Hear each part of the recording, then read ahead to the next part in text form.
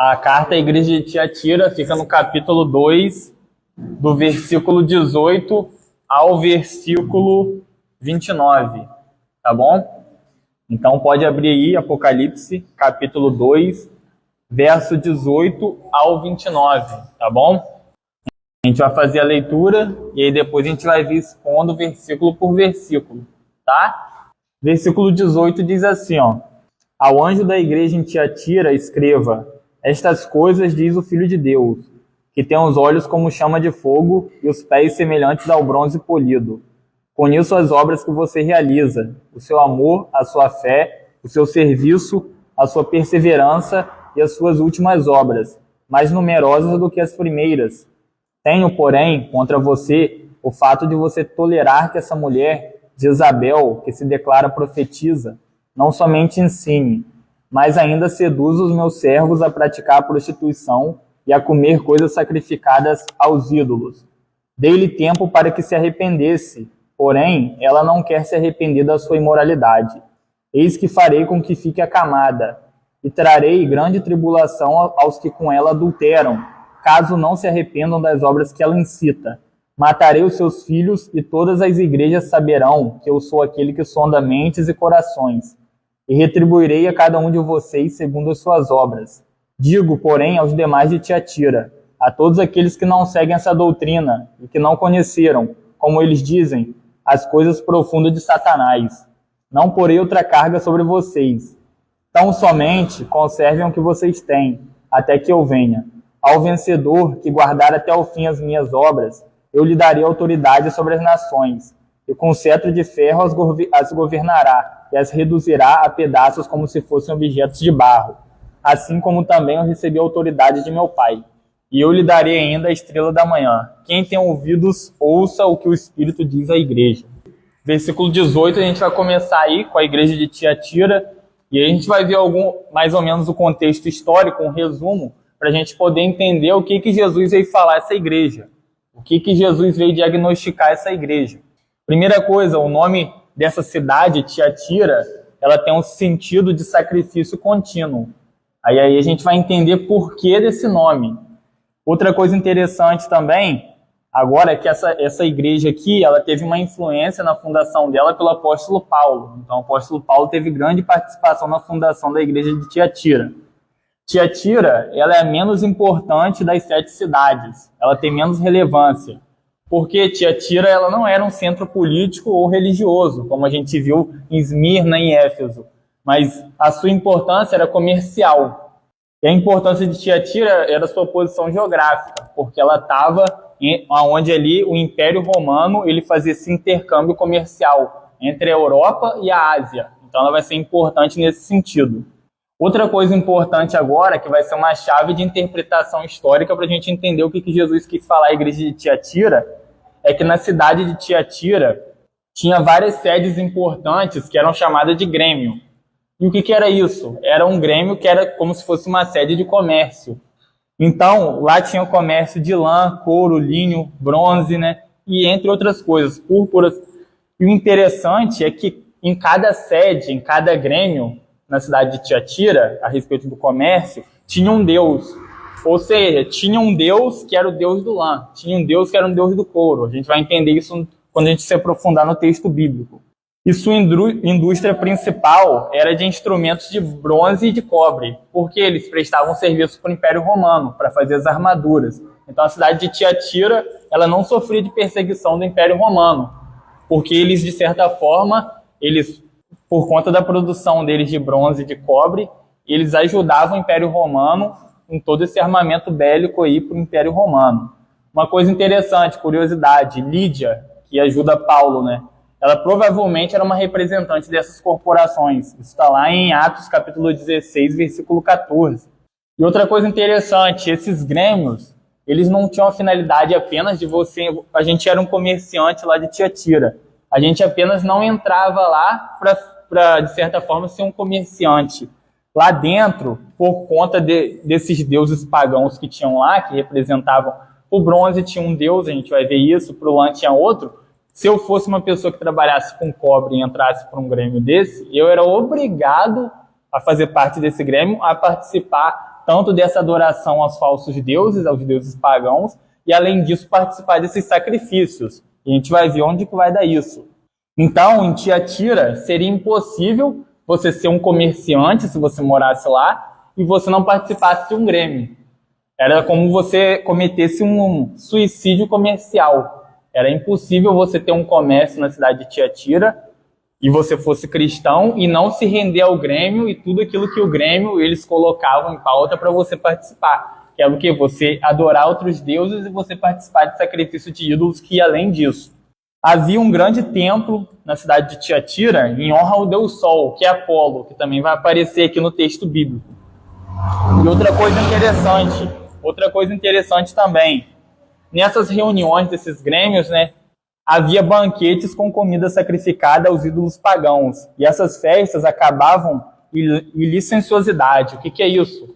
As pessoas, né, elas participavam dessas reuniões dentro desses grêmios, né, tinham adoração aos deuses pagãos, referente a cada grêmio, a cada reunião desse comércio. E as pessoas, depois disso, elas começavam a agir de maneira desregrada sexualmente e moralmente. Ou seja, a partir da adoração aos ídolos e também de participar dessas festas pagãs e de todas essas coisas aqui que são abomináveis diante do Senhor, elas perdiam o controle e praticavam tudo aquilo que o seu coração, que os desejos carnais estimulavam. Então, para a gente compreender. Até aí tudo bem? Esse é mais ou menos o contexto histórico que vai ser importante para a gente interpretar aqui. Agora a gente vai para o texto bíblico e a gente vai fazer a exposição de versículo por versículo. Diz assim o versículo 18, ó. Ao anjo da igreja em Tiatira escreva: estas coisas diz o Filho de Deus, que tem os olhos como chama de fogo e os pés semelhantes ao bronze polido. É interessante quando diz assim, ó, ao anjo da igreja em Tiatira escreva.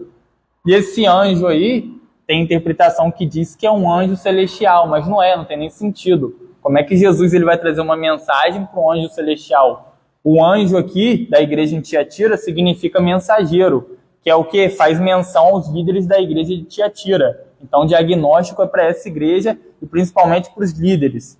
Outra coisa interessante, ó, é quando diz aqui, ó, estas coisas diz o Filho de Deus.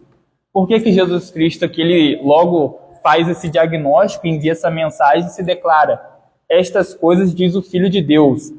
Em Tiatira foi encontrada uma moeda local com a imagem de dois deuses. Um era Apolo, que era o patrono dos comerciantes do bronze, né, o deus Sol, e o outro era o imperador romano, que ele era também considerado filho de Deus. Então, naquela época em Tiatira, o imperador romano era considerado filho de Deus. Então aqui, quando Jesus diz filho de Deus, estas coisas diz o Filho de Deus, ele se coloca nessa posição, ele não apenas afirma a sua divindade, mas ele também se coloca acima de todos os falsos deuses daquela época e da nossa época, quando ele se coloca como filho de Deus. Aí o versículo continua, que tem os olhos como chama de fogo. E aqui, quando diz que Jesus ele tem os olhos como chama de fogo, é que Jesus ele conhece profundamente a sua igreja. Como diz em Apocalipse capítulo 2, versículo 1, Jesus anda no meio da sua igreja. Ou seja, Jesus vê tudo, ele conhece tudo e sonda todos. Ele conhece a sua igreja, ele conhece todos os cristãos. Nada foge do controle dele. E olha o que interessante que vai continuando o texto. Ó.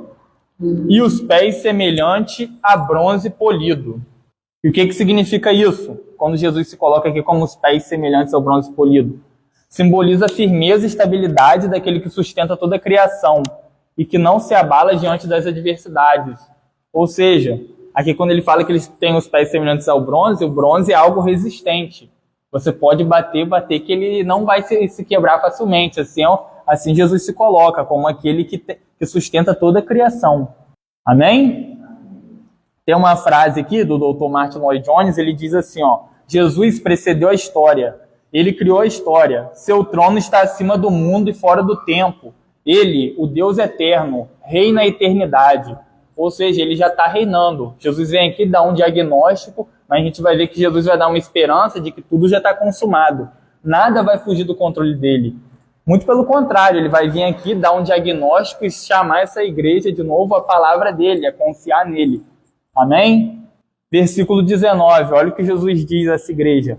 Conheço as obras que você realiza, o seu amor, a sua fé, o seu serviço, a sua perseverança e as suas últimas obras, mais numerosa do que as primeiras. O versículo 19 é interessante, que Jesus Cristo aqui, ele diz que ele conhece as obras da igreja, não só as suas obras, mas a intenção. E essas aqui, essas obras, o seu amor, a sua fé, o seu serviço, a sua perseverança, elas são marcas, né, do remanescente fiel, daquele que permanece em Cristo, e todas essas obras aqui citadas, né, a gente pode ver aí no versículo 19, o nosso amor, a nossa fé, o nosso serviço, a nossa perseverança, ela não pode estar firmada em qualquer coisa, no que eu faço, no que eu acho, no que eu sinto. Não. Todas essas obras devem estar alicerçadas em Cristo e na sua palavra. Esse é o progresso bíblico que as Escrituras nos mostram de um cristão maduro. É que ele não vai amar uma pessoa com o amor dele. Isso é uma coisa que não existe na Escritura. A gente vai amar com o amor de Jesus Cristo. Senão a gente não consegue amar uns aos outros. A gente não consegue perdoar, ser misericordioso. A gente só consegue quando a gente olha para a obra de Jesus Cristo. A gente vê, olha o perdão do nosso Senhor, olha o amor do nosso Senhor, olha a misericórdia do nosso Senhor para conosco. Aí a gente consegue perdoar, amar até o nosso inimigo. Uma coisa que o Senhor Jesus Cristo nos deixa. Amém? Agora a gente vai para o versículo 20. O versículo 20 é o versículo-chave desse texto. A gente vai ver que Jesus reprova a igreja de Tiatira por tolerar o falso ensino e a falsa profetisa. Olha o que diz o versículo 20.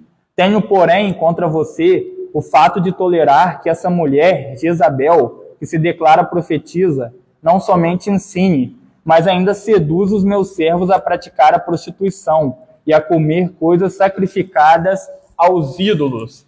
E aqui Jesus, né, ele apenas não condena essa mulher de ensinar falsas doutrinas e induzir os servos do Senhor a praticarem culto a deuses pagãos. Mas a gente vai ver que isso vai muito além.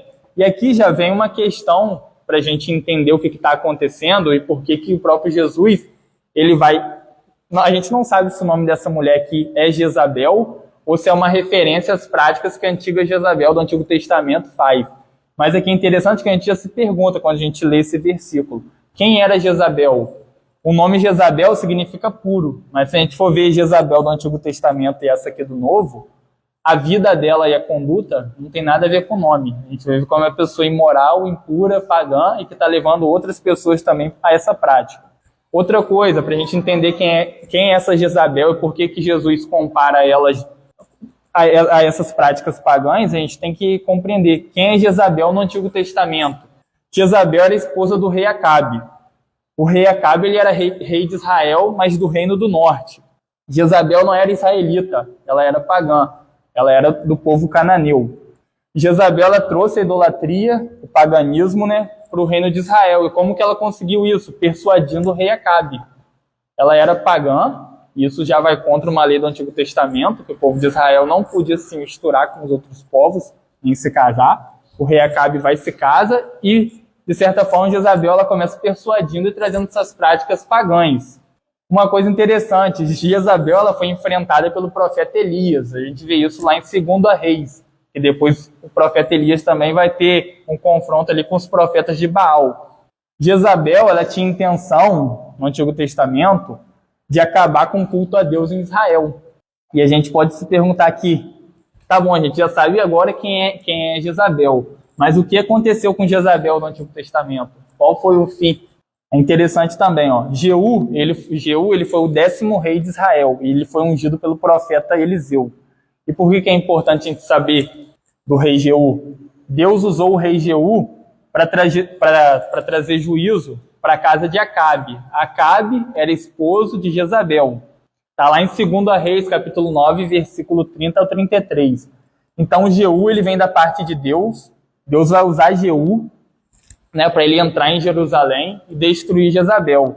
Mas aí Jezabel ela já tem práticas pagãs, ela já conseguiu, de certa forma, né, persuadir e trazer práticas pagãs ao marido dela, rei Acabe, e aí acabou afetando todo o povo de Israel, e ela vai tentar usar essa mesma tática para tentar persuadir aqui Jeú.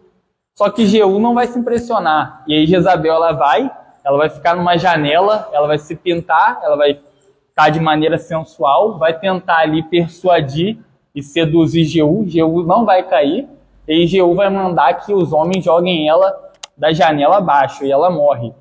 E além disso, os cães vão e vão devorar ela. Só que tem uma coisa interessante, está lá no versículo 35 de 2 Reis 9, que os cães, eles não comeram as mãos, nem os pés, e nem a cabeça de Jezabel. Sabe por quê? Isso tem uma explicação, e tem um sentido simbólico. As mãos é que elas são usadas para servir aos ídolos, e os pés é que os pés são usados, né, para conduzir os idólatras até o ídolo, ou seja, os deuses pagãos.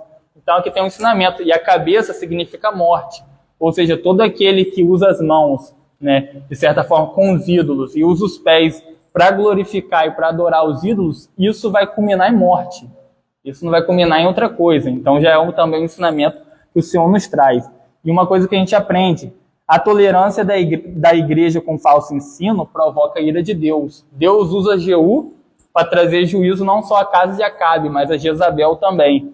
E outra coisa interessante, e a gente vai fazer a conclusão e ir para o próximo versículo. Uma coisa que tem sido muito utilizada nos nossos dias, só que muitas das vezes a gente nem sabe o que significa. O que é o espírito de Jezabel? Muitas pessoas aqui, nos dias de hoje, vão associar o espírito de Jezabel a uma pessoa, né, uma mulher principalmente, que se veste com sensualidade e pratica imoralidade sexual. Só que se a gente for ver, biblicamente não tem essa palavra, e você falar que uma pessoa ela que se porta dessa maneira, ela está com o espírito de Jezabel, isso não tem fundamentação bíblica nem no Antigo nem no Novo Testamento. O que a Bíblia diz é que a imoralidade sexual, a sensualidade e o adultério, isso são tudo fruto, né, e consequência do nosso coração corrupto, né, e não possessão de espíritos e demônios. Ou seja, todas essas coisas, sensualidade, adultério, isso é provido do nosso coração. Quando a gente confia no nosso coração, quando a gente deixa a palavra de Deus, fala assim, eu não quero ouvir a palavra de Deus, eu vou seguir o meu próprio coração, os meus próprios desejos. Eu vou ouvir as vozes da minha cabeça e a palavra de Deus está em segundo lugar. Então, são por conta dessas coisas, quando a gente se coloca como nosso próprio Deus, porque idolatria não é você adorar algo. Às vezes, idolatria é você adorar você mesmo. Você achar que você é o seu próprio ídolo, que você é o seu Deus. E aí você não confia no Deus das Escrituras. Você fala assim, a palavra de Deus não é secundária. A palavra de Deus, ela é inspirada, mas é em segundo lugar. Eu vou fazer a minha vontade. É isso que acaba aqui. E outra coisa para a gente encerrar, qual a semelhança entre a Jezabel do Antigo Testamento e essa mulher aqui que é comparada a ela no Novo Testamento? Essas duas mulheres, elas queriam induzir o povo de Deus a adorar ídolos e participar dessas festas pagãs aos falsos deuses. Então essas duas mulheres, elas tinham esse principal intuito, levar o povo de Deus a adorar falsos deuses e principalmente participar de festas pagãs. E aí nessas festas pagãs rolava de tudo, de todo tipo de pecado. E a gente vai compreender quais eram esses tipos de pecado e quais eram esses ensinamentos que também ela estava ensinando esse povo de Tiatira. Amém? Versículo 21 diz assim, ó, dei-lhe tempo para que se arrependesse, porém ela não quer se arrepender da sua imoralidade. E a gente para aqui, porque o Senhor Jesus ainda está dando tempo de arrependimento. Ele vem, dá o diagnóstico, fala que essa igreja está aceitando Jezabel, que é uma falsa profetisa, que está ensinando falsas doutrinas, e ele dá o tempo de arrependimento. Só que aí a gente pode se perguntar, muitas das vezes a gente acha que arrependimento é uma emoção, não é. O que é arrependimento? Eu fui lá e procurei o Catecismo de Heidelberg, ele diz assim, ó, na questão 90, o que é o novo nascimento do homem? E aí a resposta é assim, ó, é a alegria sincera em Deus por Cristo, e o forte desejo de viver conforme a vontade de Deus em todas as boas obras. Ou seja, o que é o arrependimento? É quando a gente tem essa alegria sincera em Deus, por meio de Jesus Cristo, e a gente tem o forte desejo, o forte anseio de viver conforme a palavra dele. Agora a gente não vai mais viver de acordo com o que a gente acha, com o que a gente pensa, de acordo com o nosso próprio coração, que é enganoso, corrupto, que é falho. Mas eu vou viver de acordo com a santa palavra de Deus. Então, tudo que eu for fazer, eu vou pedir ao Senhor orientação por meio da palavra dele. Senhor, o que o Senhor tem a dizer sobre isso? Eu vou na palavra dele. E minhas atitudes agora, minha vida, vai estar pautada e guiada pela palavra dele. Outra coisa interessante, Leonardo Ravenhill, ele foi um pastor, né, ele diz assim, ó, no lugar da regeneração, o diabo colocou a reencarnação. No lugar do Espírito Santo, os espíritos guia. No lugar do verdadeiro Cristo, o anticristo. E ele continua dizendo, ele diz assim, ó, que febre de construção de templo estamos presenciando hoje. No entanto, sem pregadores ungidos, o altar dessas igrejas não verá pecadores rendidos a Cristo. E aí fica um diagnóstico para a gente. Por que a gente vê muitas igrejas cheias, mas quando a gente fala sobre arrependimento, sobre o verdadeiro evangelho, sobre o novo nascimento, sobre regeneração, sobre justificação, sobre eternidade, as pessoas não sabem nem o que é. Quando você fala da obra de Jesus Cristo, ninguém tem conhecimento disso. Mas agora se você falar assim, ó, todo mundo vai triunfar, tudo vai ficar bem, Jesus te ama. As pessoas se emocionam com isso, mas no outro dia estão vivendo da mesma forma. Não tem arrependimento, não tem transformação, não tem mudança de vida. Porque hoje em dia, a gente vai ver aqui, ó, a mensagem do Evangelho de Gênesis e Apocalipse, ela apresenta o maior problema da humanidade, que é o pecado. É a rebelião nossa contra Deus. São os nossos pecados que são ofensa ao próprio Deus. A gente está em rebelião contra Deus. E a solução para isso, o próprio Deus deu, que é o quê? A pessoa é a obra de Jesus Cristo. Quando a gente confia na obra de Jesus Cristo, a gente se arrepende dos nossos pecados, sabendo que isso é obra extraordinária, exclusiva de Deus, a gente é totalmente regenerado e justificado.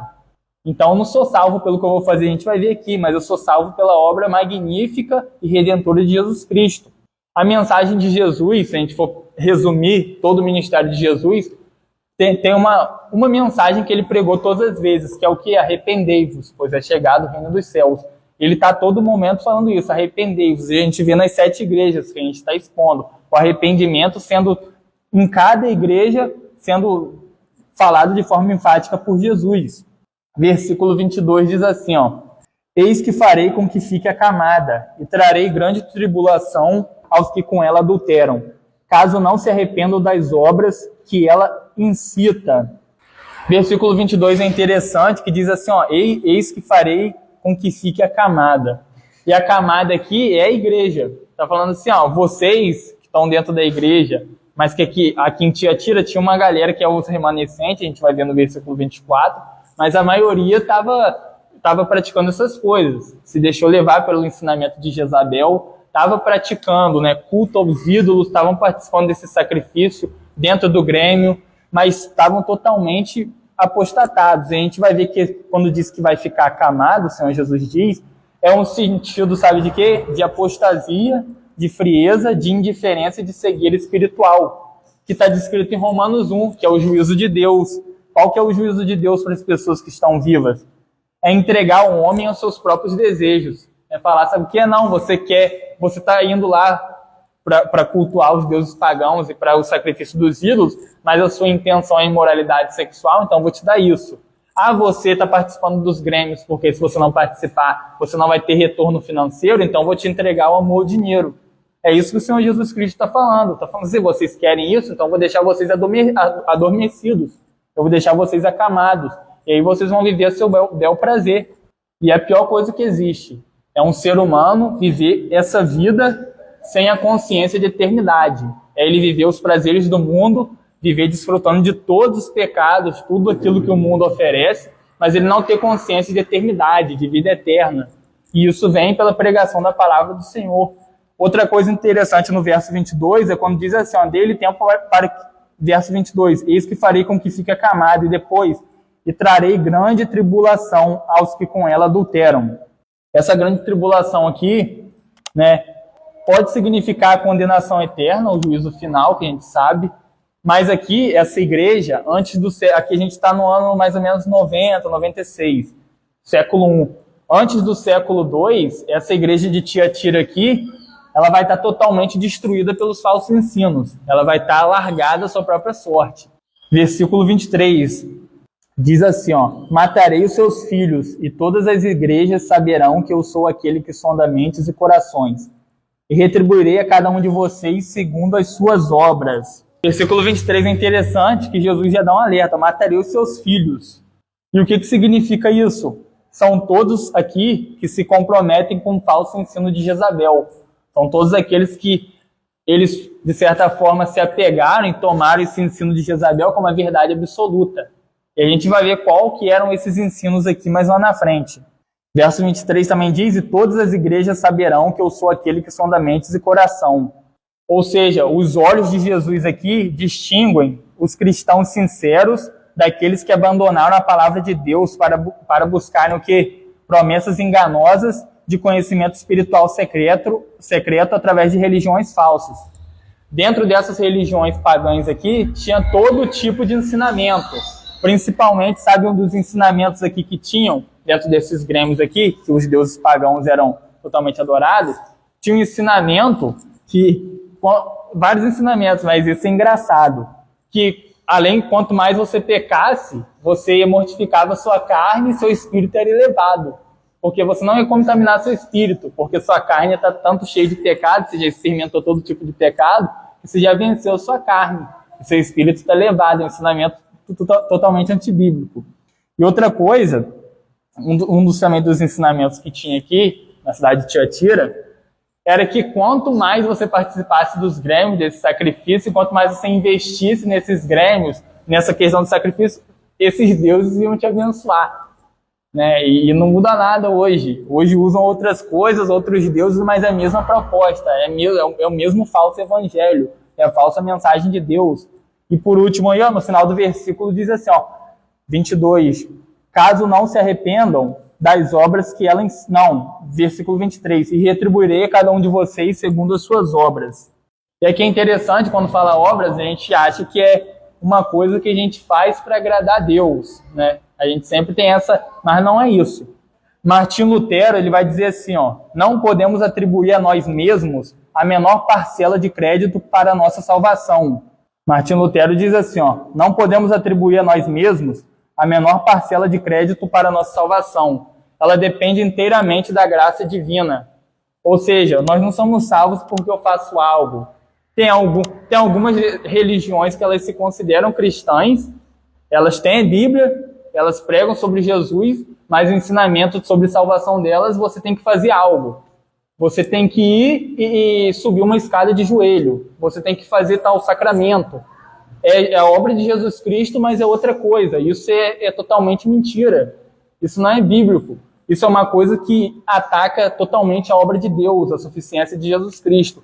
Porque é como se a gente estivesse falando, a obra do próprio Deus, na pessoa de Jesus Cristo, ela foi insuficiente para a minha salvação. E eu preciso fazer alguma coisa de mérito humano, não é a graça divina. Deus, por seu infinito amor, nos deu essa obra substitutiva, que é onde Jesus Cristo morre em nosso lugar. Nós não temos condição de pagar essa dívida, mas o próprio Deus manda Jesus Cristo na cruz para pagar por isso. Isso é graça divina. E o catecismo também de Heidelberg, né, questão 91, diz assim, o que são boas obras, que é descrito aqui no versículo 23? São somente aquelas que são feitas com verdadeira fé, conforme a lei de Deus e para a sua glória. Não são aquelas que se baseiam em nossa própria opinião ou em tradições humanas. Ou seja, as boas obras só são aceitáveis a Deus se tiver pautadas pela palavra dele e, além disso, se for feita com verdadeira fé. Fé em quem? No Senhor Jesus Cristo. Não é fé em denominação, não é fé em religião, não é fé em coisas humanas. É fé no nosso Senhor Jesus Cristo e na lei dele, na palavra dele. Essa é a verdadeira boas obras. É quando eu faço tudo isso para a glória de Deus, para a exaltação do nome do Senhor Jesus Cristo. Versículo 24 diz assim, digo, porém, aos demais de Tiatira, a todos aqueles que não seguem essa doutrina e que não conheceram, como eles dizem, as coisas profundas de Satanás, não porei outra carga sobre vocês. Nesse versículo 24, a gente vê que na igreja de Tiatira, há remanescentes que permaneceram fiéis à palavra de Deus. Olha o que diz, digo, porém, aos demais de Tiatira, a todos aqueles que não seguem essa doutrina e que não conheceram. Mas qual que é essa doutrina? O versículo segue, como eles dizem, as coisas profundas de Satanás. O que é isso, as coisas profundas de Satanás? A gente vai ver algumas coisas aqui que Jezabel também ensinava, que são essas coisas profundas de Satanás. Jezabel estava ensinando que a igreja só venceria o pecado se conhecesse as coisas profundas de Satanás. O ensino dela era que não há mérito em vencer o pecado antes de experimentá-lo. Ou seja, a gente não tem mérito em vencer o pecado se a gente ainda não experimentou. Ela estava pregando isso. Então é um estímulo a você fazer. Se ela chega para uma pessoa naquela época e fala assim, você não pode fazer tal pecado, porque a palavra de Deus não permite. Mas você não experimentou, como que você vai vencer isso? Uma coisa que você não conhece. E estimulava as pessoas a fazerem isso, a praticarem. Então a gente vê também o sofisma, que é o quê? Ela diz uma coisa que parece verdade, mas que não é verdade. Quando você coloca a luz da palavra de Deus na balança da palavra de Deus, aquilo ali não tem valor nenhum. É uma coisa inútil, é uma mentira do diabo. E o diabo ele vem fazendo isso ao longo da história, o sofisma. Ele prega uma falsa verdade que ele vai usar a palavra de Deus para falar isso, só que não é verdade. Outra coisa, Jezabel ensinava que o corpo deveria se afundar em todos os tipos de pecado, para que o espírito ou a alma se mantivesse livre dos desejos pecaminosos. Ou seja, a gente tinha que pecar para o nosso espírito, a nossa alma ser salva, né, e ser liberta do pecado. E a liberdade que Jezabel aqui pregava era uma verdadeira escravidão, porque você era escravo do pecado, você era escravo dos seus prazeres, você era escravo de tudo aquilo que o seu coração e o seu corpo desejava.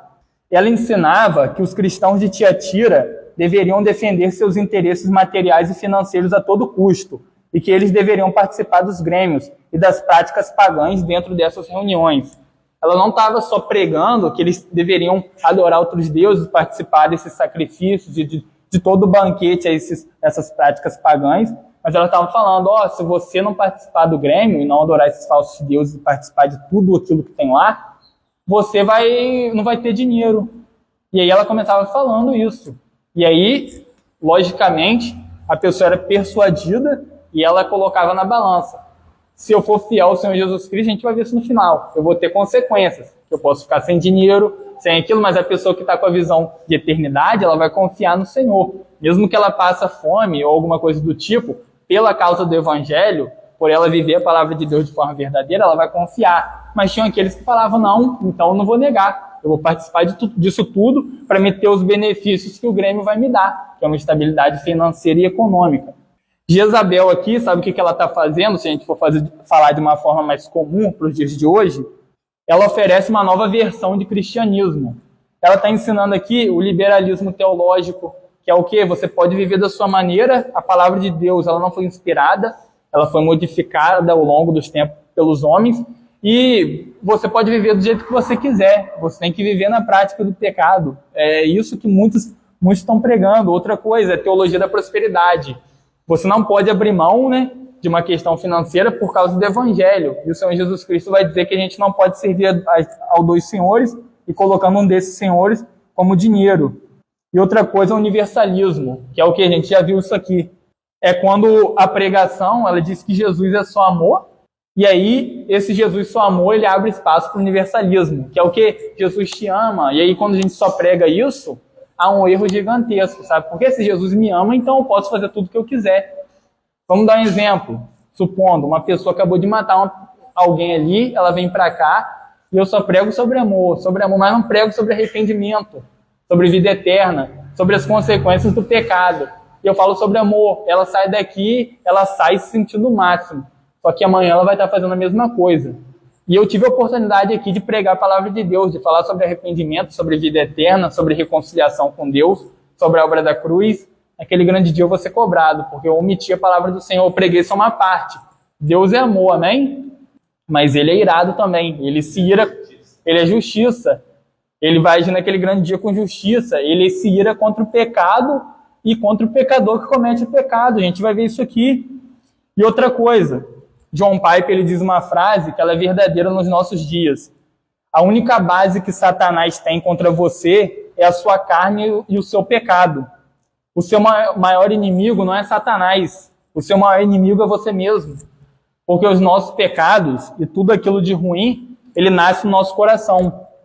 Ele nasce nas nossas intenções de tentar, de certa forma, preencher aquilo que só Deus pode trazer, que é vida eterna, que é esperança, que é questão de eternidade, com coisas mundanas. E a gente começa a pensar, e do pensamento a gente acaba alimentando aquilo e a gente vai para a prática.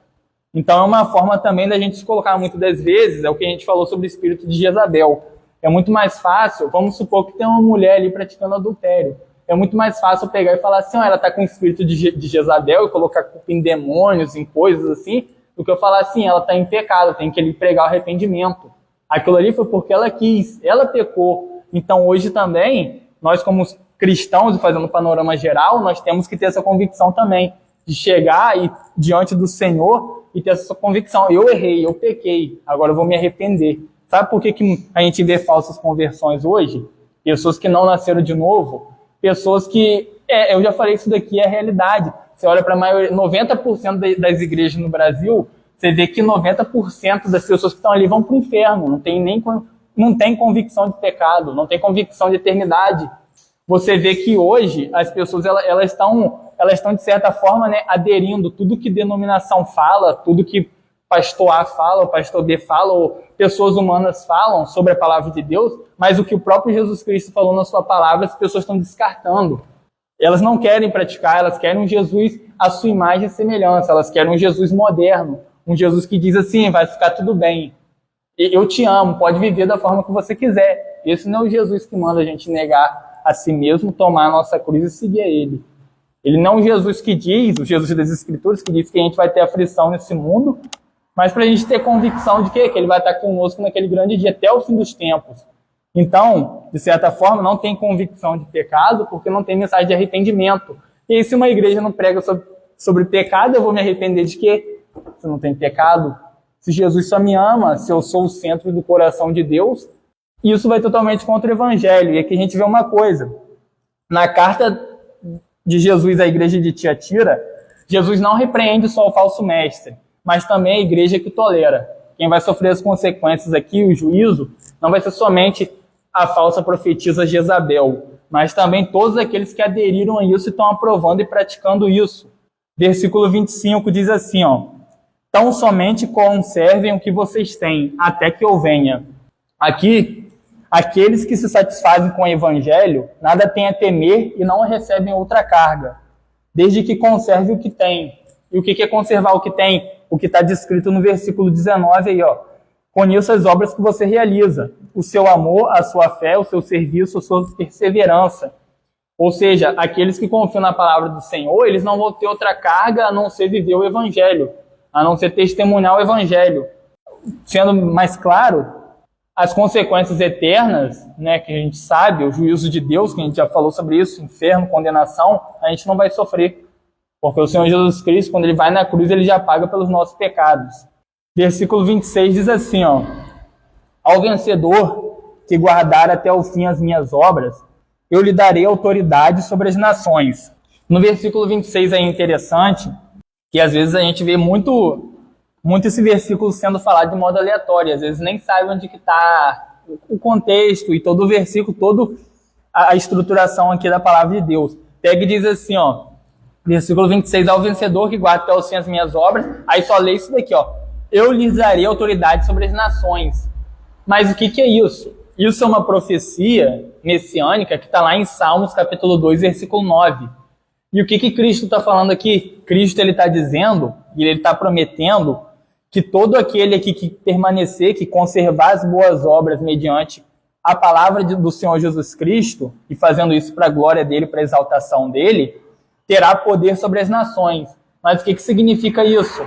É uma pessoa, vamos dar um exemplo, ter um estado aí, como fazem no Rio de Janeiro, um estado evangélico, um complexo de Israel, não é nada disso, né? Poder humano. Isso significa aqui reinar com Ele após a sua segunda vinda, como a gente vê lá em Apocalipse, capítulo 20, verso 4 e 6. Olha o que vai dizer lá no Salmos, que foi citado aqui, capítulo 2, verso 7 ao 9.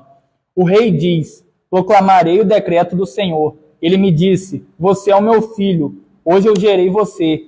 Peça e eu lhe darei as nações por herança, e as extremidades da terra por sua possessão. Com uma vara de ferro você as quebrará e as despedaçará como um vaso do olheiro. E essa passagem aqui, se a gente for pegar o versículo 7 do Salmos capítulo 2, verso 7, diz assim, você é meu filho. Isso daqui é como que Jesus se apresenta aqui, a igreja de Tiatira, no versículo 18. Estas coisas diz o Filho de Deus. Ele já está mostrando aqui, né, a sua referência como Filho de Deus, mas como aquele que tem autoridade como o próprio Deus. Amém? Versículo 28 diz assim, assim como também eu recebi a autoridade de meu Pai. Não, versículo 27, e com cetro de ferro as governará e as reduzirá a pedaços como se fossem objetos de barro. E versículo 28, assim como também eu recebi a autoridade de meu Pai, eu lhe darei ainda a estrela da manhã. É interessante aí, quando diz no versículo 28, assim como também eu recebi a autoridade de meu Pai. A gente vê nos evangelhos, sempre que Jesus, quando ele vai falar de autoridade, ele diz aquela autoridade que foi concedida por meu Pai, mostrando que toda a autoridade dele vem do céu, não vem de homem.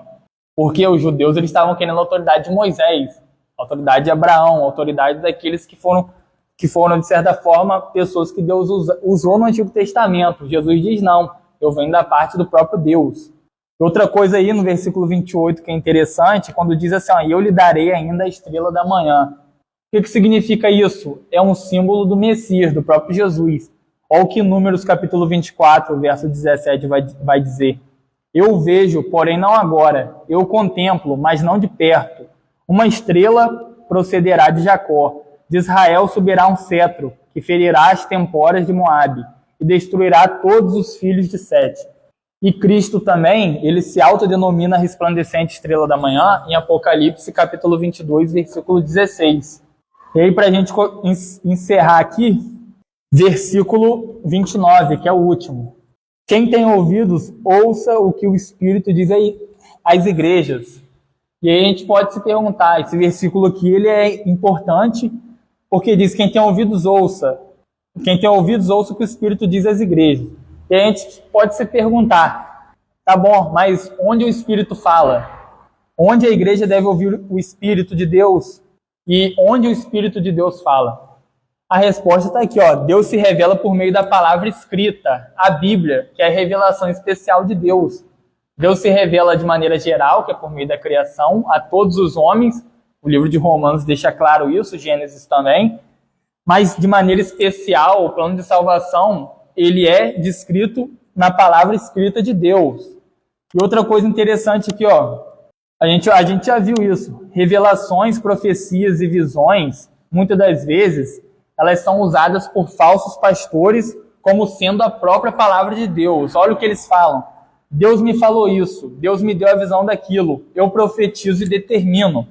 Todos esses falsos ensinamentos têm a finalidade de cumprir os objetivos terrenos desses falsos pastores, que pastoreiam essas falsas igrejas.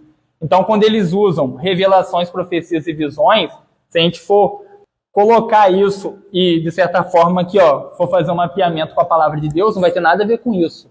Vai ter a ver com prosperidade terrena, com reconhecimento terreno, mas não vai ter nada acerca do benefício da alma humana. Não vai ter a compreensão de eternidade. Eles não vão estar fazendo isso olhando para a população e para a cidade, falando assim, aquela pessoa ali é uma alma eterna, uma vida eterna. Ela está se perdendo, ela está em estado de condenação. Não vai ser esse a maioria das visões dessas pessoas aqui. Fica duas perguntas para a gente. Temos nós ouvidos para ouvir a mensagem de Cristo a Tiatira? Quando a estabilidade econômica levou nossas igrejas a tolerarem o falso ensino? Ou seja, quanto esse poder econômico, que muitas igrejas pregam e falam que tem que ter, levaram a igreja a tolerar o falso ensino, que às vezes fazem barganha. Você é salvo porque você dá isso, você é salvo porque você dá o dízimo. O evangelho não tem nada a ver com isso.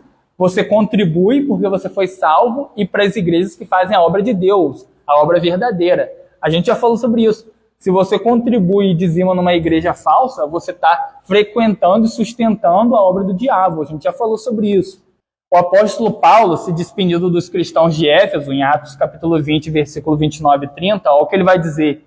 Sei que depois da minha partida, ele falando para a igreja de Éfeso, para os cristãos que estão lá, lobos ferozes penetrarão no meio de vocês e não pouparão o rebanho. E dentro de vocês, dentro desse meio, se levantarão homens que torcerão a verdade, a fim de atrair os discípulos. E agora fica outra pergunta. Iremos ser igual a maioria da igreja de Tiatira, que toleravam as falsas doutrinas em prol de benefícios na sociedade, econômico e financeiro e material? Ou iremos se opor aos falsos ensinos e sofrer as consequências ao levantarmos a bandeira do Evangelho de Jesus Cristo? Tomás de Aquino ele diz o seguinte, não se opor ao erro é prová-lo. Não defender a verdade é negá-la. E eu já estou finalizando. Apocalipse capítulo 20, verso 14 e 15, diz assim, Jesus está falando sobre o juízo final. Então a morte e o inferno foram lançados no lago de fogo. Esta é a segunda morte, o lago de fogo. E aquele que não foi encontrado escrito no livro da vida foi lançado no lago de fogo. Mas ainda há tempo para você. Jesus Cristo quer te salvar, porque a palavra dele está sendo pregada e ele te chama hoje e agora. George Whitefield, ele diz assim, ó: quão doce é o descanso, não é verdade? A gente trabalha e tem aquele dia de descanso, depois do cansaço. Quão doce será o céu quando nossa jornada cansativa terminar. E eu termino com uma frase de Martinho Lutero, que ele diz assim, ó: há 2 dias no meu calendário, o dia de hoje e o dia da volta de Jesus. Então que a gente possa viver assim, vivendo hoje, mas viver convicto e com esperança na volta do nosso Senhor Jesus Cristo, porque é a única esperança que a gente tem, mediante a palavra de Deus. Amém? Amém.